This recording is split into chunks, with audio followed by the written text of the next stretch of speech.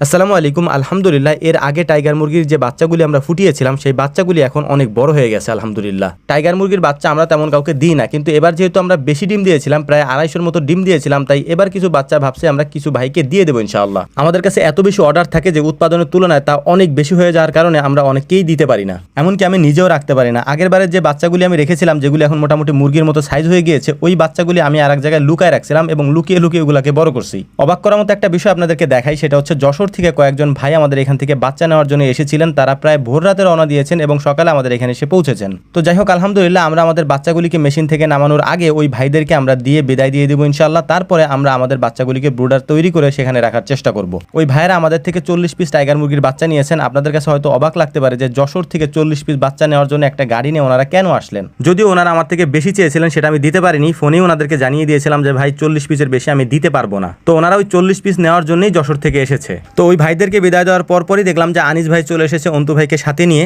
তারা সাথে করে খুবই চমৎকার দুটা জিনিস নিয়ে এসেছেন আমাদের খামারের জন্য। একটা হলো সয়ামিল থেকে সুন্দর করে কাঠের টুকরা ওনারা কেটে নিয়ে এসেছেন। এই কাঠের টুকরাটা আমরা ব্যবহার করি হচ্ছে ব্রুডিং যখন করি, এই ব্রুডারের মধ্যে যখন আমরা পানির পাত্র দেই, ওই পানির পাত্রের নিচে আমরা পেপার দিই, কিন্তু ওই পেপারের বদলে ওনারা কাঠের টুকরা সুন্দর করে কেটে নিয়ে এসেছেন, যাতে করে পাতলা পাতলা ওই কাঠের টুকরার উপরে আমরা পানির পাত্রটা রাখতে পারি, যাতে করে নিচে পানি না পড়ে এবং জায়গাটা ভিজে না যায়। এই জিনিসটা খুবই ইউনিক মনে হয়েছে এবং আমাদের জন্য খুবই কার্যকর একটা জিনিস ছিল এটা। তো যাই হোক, যে কয়টা টাইগার মুরগির বাচ্চা বিক্রি করার পর আমাদের এখানে আসে, ওই বাচ্চাগুলিকেই মূলত আমরা এখানে রাখার চেষ্টা করব। যদিও এর পরে এর থেকে আরো কিছু বাচ্চা এক ভাই এসে নিয়ে গিয়েছেন।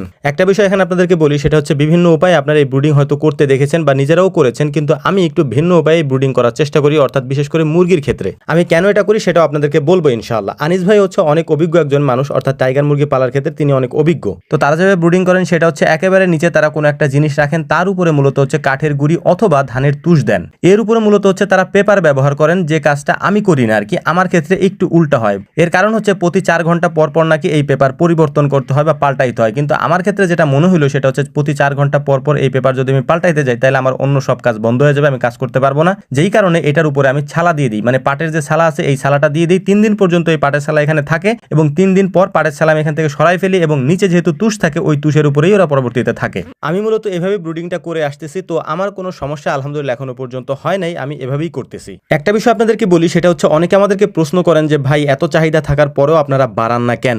এই কথাটা খুবই স্পষ্ট করে বারবার আমি বলার চেষ্টা করেছি। আমরা যখন আমাদের খামারে কোনো জিনিস নিয়ে আসি, সেটাকে 100% জাস্টিফাই করে তারপর আমরা আমাদের খামারে নিয়ে আসি, যে কারণে মানুষের ওই জিনিসের প্রতি আগ্রহ থাকে বেশি। কারণ আমরা অরিজিনাল ছাড়া অন্য কোনোটা আনার চেষ্টা করি না বা আমরা আনিও না, এবং আমাদেরকে কেউ 2 নাম্বার বা ডুপ্লিকেট জিনিস দেয়ও না। এটার কারণ হচ্ছে যে দিবে সে নিজেও জানে যে আমরা এটা আনার পরে ভিডিও করব, এবং ওই ভিডিও যখন মানুষ দেখবে, তারা যদি দেখে যে এটা ডুপ্লিকেট বা 2 নাম্বার জিনিস, তাহলে তারা কমেন্ট করবে এবং তারা বলবে যে এটা 2 নাম্বার জিনিস, এবং আমরাও এটা জেনে যাব, যে কারণেই আমাদেরকে কখনোই কোনো জিনিস 2 নাম্বার কেউ দেয়নি। এজন্য আল্লাহ তাআলার কাছে শুকরিয়া আলহামদুলিল্লাহ যে আমরা আমাদের খামারে যে জিনিসগুলো পালন করি তা 100% অরিজিনাল পালন করার চেষ্টা করি, যে কারণে চাহিদা একটু বেশি থাকে, আমরা দিতে পারি না। এবং আরো গুরুত্বপূর্ণ একটা বিষয় হলো, যখন আমরা আমাদের খামারে কোনো পশু বা প্রাণী নিয়ে আসি, ওটাকে আমরা আগে পালন করার চেষ্টা করি এবং আমরা পর্যবেক্ষণ করে দেখি এটা আসলে অরিজিনাল কিনা। যদি অরিজিনাল হয় বা ভালো হয়, সেক্ষেত্রেই শুধুমাত্র আমরা ওই ভিডিওটা আপলোড করি, অন্যথায় ওই ভিডিও আমরা আপলোড করি না বা আপনাদের সামনে উপস্থাপনও করি না। তো যাই হোক, আমাদের জন্য দোয়া করবেন। আসসালামু আলাইকুম ওয়া রাহমাতুল্লাহ।